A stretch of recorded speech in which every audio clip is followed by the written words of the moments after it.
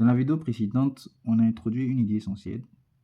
Une suite converge vers une limite L si, à partir d'un certain rang, tous ces termes restent proches de cette limite.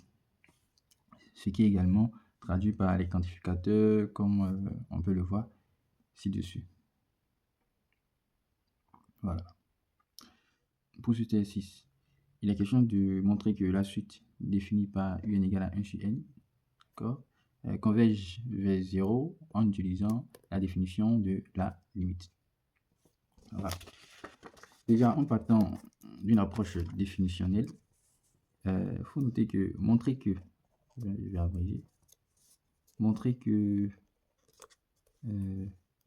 la limite de n, la limite lorsque n tend vers plus infini de 1 sur n égale à 0. D'accord? Ceci revient à montrer que pour tout epsilon strictement positif, d'accord, il existe un rang entier, donc n en indice epsilon, pour dire qu'il dépend de epsilon, tel que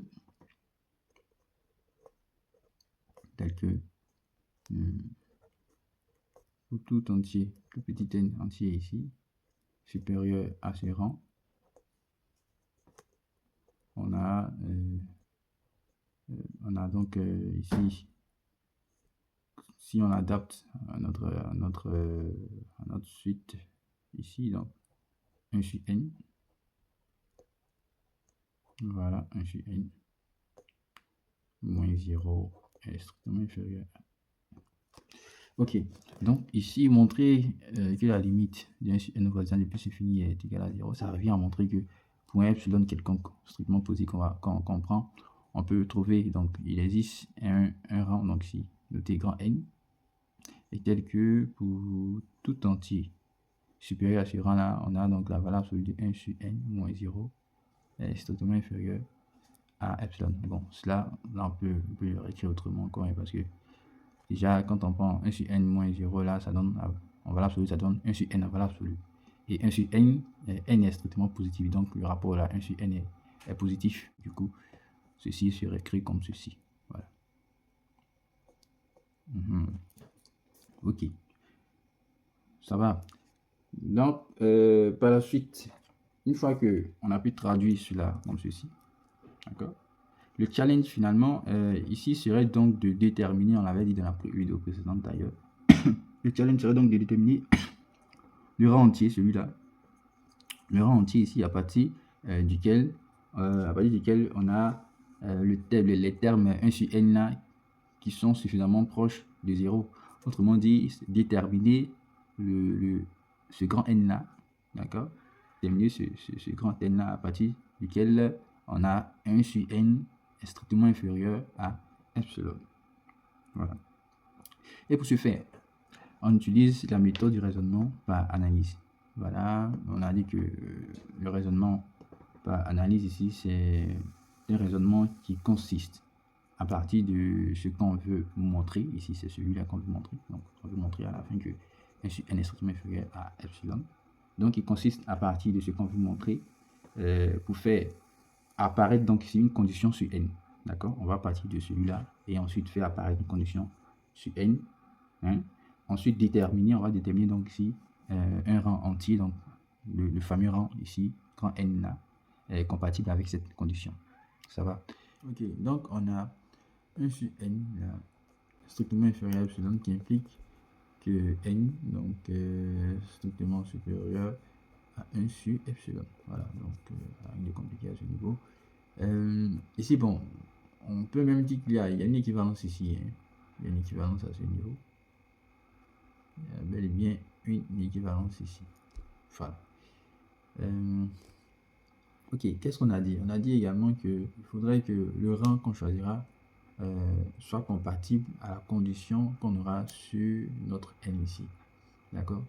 Donc, dire que le rang est compatible avec la condition sur n signifie tout simplement que j'écris pour pour n supérieur au rang qu'on prendra là, qu'on choisira là, d'accord, on a toujours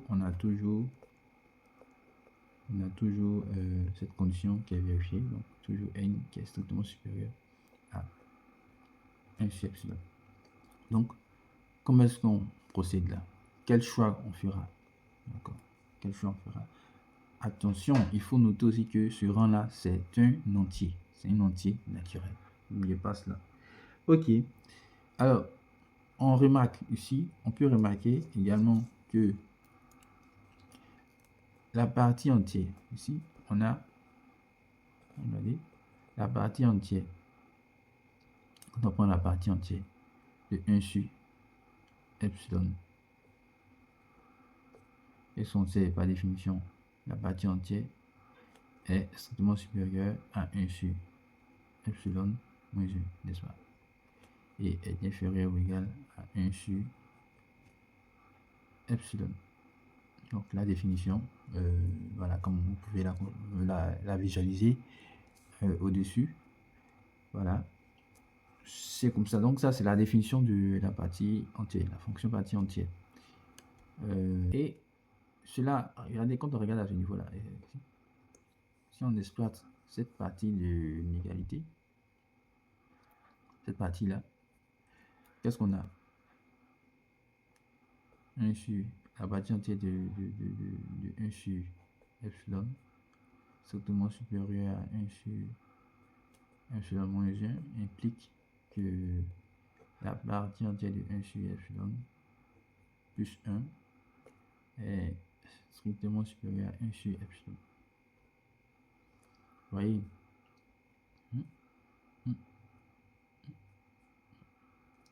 Donc celui-là, vous voyez que celui-là, c'est un entier là. La partie entière là, c'est un entier. Donc un entier plus 1, ça donne toujours un entier. Donc celui-là, on peut donc ici le prendre comme étant notre rang. D'accord?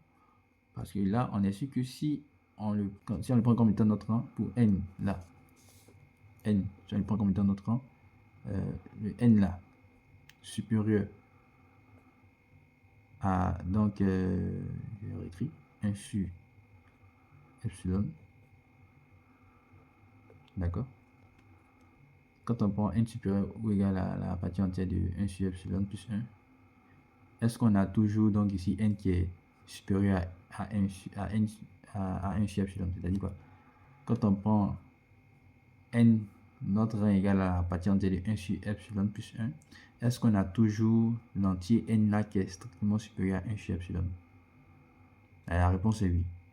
Vu que, par définition, la partie entière de 1 sur epsilon plus 1 est strictement supérieur à 1 sur epsilon. Voilà, comme ça. C'est strictement supérieur à 1 sur epsilon. Voilà, donc ça ne fait aucun doute que n sera nécessairement strictement supérieur à 1 sur epsilon. Donc le choix ici, de ce rang-là ici, est bon. C'est un bon choix qu'on vient d'effectuer ici. Voilà, c'est un bon choix. Et en plus, il dépend de epsilon. Il dépend de epsilon. Voilà. Vous voyez que au début, on a mis de la définition ici, n en indice et epsilon. Vous voyez que la quantité du rang qu'on a obtenu, d'accord, la quantité du rang là dépend de epsilon. Et c'est généralement comme cela. Voilà. C'est généralement comme ça. De par la définition, le rang dépend toujours du epsilon. On a donc ici déterminé notre rang. On a donc déterminé notre rang. Voyez-vous. Alors, tout ceci, c'est au brouillon. Maintenant, pour mettre cela au propre, comment est-ce que vous raisonnez? Tout simplement, avec la définition, on rappelle donc ici la définition. Vous voyez que ici, c'est une relation qui doit être vraie pour tout epsilon. D'accord? Donc, pour la résolution, on prend donc, vous avez déjà travaillé au brouillon, tout, vous avez identifié donc ici, vous avez fait un choix du rang ici qui vous permet donc ici de vérifier la condition sur le petit n là, entier, voilà. Voilà, et cela c'est à partir d'un raisonnement par analyse. Vous avez donc déterminé notre rang au brouillon, tout. Vous venez sur votre copie au propre maintenant. Vous allez écrire donc ici, soit on prend donc ici notre epsilon. Ça va? Soit epsilon strictement positif. On pose, encore posons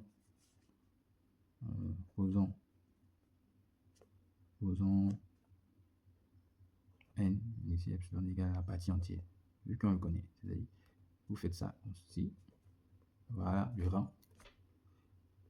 Voilà, vous avez donc ici posé le rang égal à la partie entière de 1 sur epsilon plus 1. Voilà. Maintenant,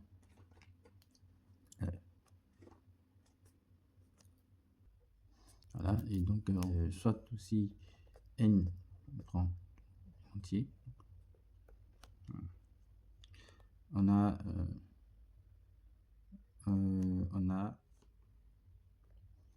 n entier, voilà, tel que n supérieur ou égal donc à la partie entière, on va dire, de 1 sur epsilon plus 1. Epsilon sur 1.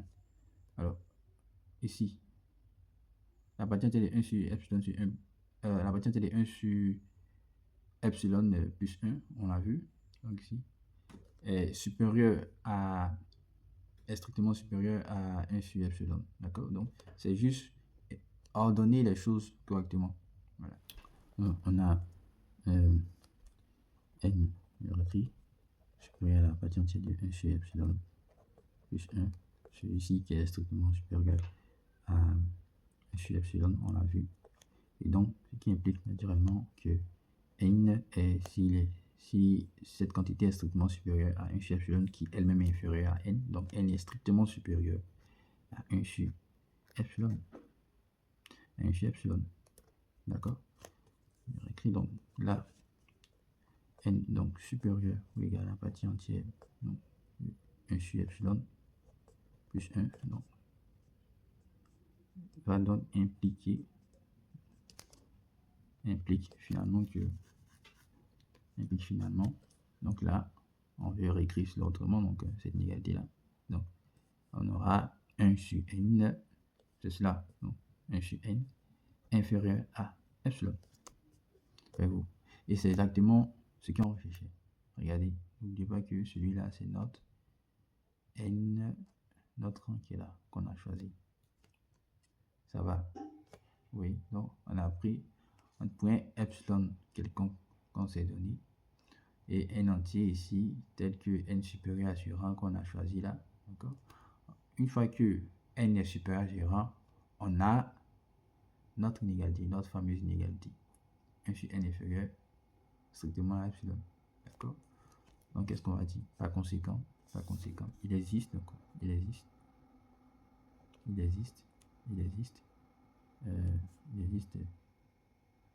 n, donc notre rang,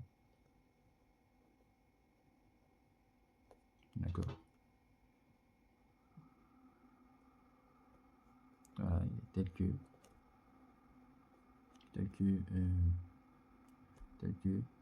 le point pour tout n. Alors voilà que j'ai sauté quelque chose là, c'est pour tout epsilon n. Donc pour tout epsilon, il faut écrire cela. Pour tout epsilon, voilà, strictement positif, voilà, pour tout epsilon strictement positif, il existe, voilà, un rang, donc on a choisi là la partie entière de 1 sur epsilon plus 1, tel que pour tout n dans n est supérieur à ce rang là, on a donc ceci qui implique que 1 sur n d'où voilà, la limite de 1 sur n au voisinage de plus infini est bel et bien égal à 0. Alors si vous êtes resté jusqu'en fin de cette vidéo, j'espère véritablement qu'elle vous a aidé et que vous avez aimé également. Ce qu'il faut retenir quand on vous demande donc de déterminer la limite d'une suite par la définition, premièrement il faut écrire la condition, la valeur absolue du terme de la suite moins L inférieur strictement à epsilon. Deuxièmement, vous partez ici de cette condition pour trouver le rang. vous trouvez le rang. Troisièmement, vous allez donc ici rédiger la preuve dans le sens logique. Voilà. En vrai, la difficulté n'est pas le calcul ici. La difficulté n'est pas le calcul, mais c'est de comprendre comment choisir le bon rang. C'est cela la difficulté. Voilà. Bon, la vidéo, la résolution peut paraître longue, mais en vrai, c'est le fait d'avoir rappelé les notions, l'explication. Sinon, en vrai, quand vous savez ce que vous devez faire, ça va assez vite. Sur ce, on se verra à la prochaine vidéo et n'hésitez pas à vous abonner pour ne pas manquer la prochaine vidéo. Merci.